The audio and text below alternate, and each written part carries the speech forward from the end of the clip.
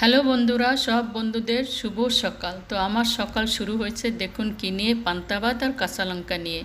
কিন্তু আজকে আপনাদের দাদাভাই না বলল যে আমি আজকে পান্তা ভাত খাবো, কিন্তু পান্তা ভাত যে খাবে রাত্রেই আমাকে বলে দিয়েছিল, তাই ভাতে আমি জল দিয়ে রেখেছিলাম।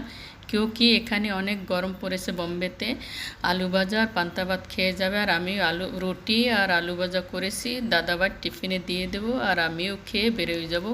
তাই আমি ভাবলাম একবারে সব করে নিই। তো দেখুন আমি এদের টিফিন গুছিয়ে দিয়ে সব কিছু আমিও খেয়ে দিয়ে বেরোয় গেছি। আমি যাচ্ছি আমার কাজে, কিন্তু এখানে আসবো সেই সন্ধ্যাবেলা। তো ওখানে দেখুন ছেলেও চলে গেছে বাইরে, ওর বাবাও চলে গেছে, আর আমিও বেরোয় গেছি।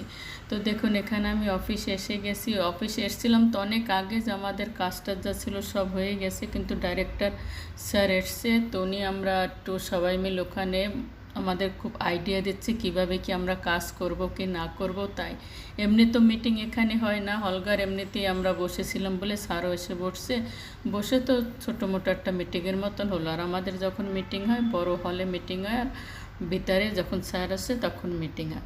তো তাই স্যার বলছিল যে কিভাবে কি কাজ করা যায়। তো এই মিটিং শেষ হওয়ার পরে দেখুন রাত হয়ে গেছে, আমি এখন ফিরছি ঘরে।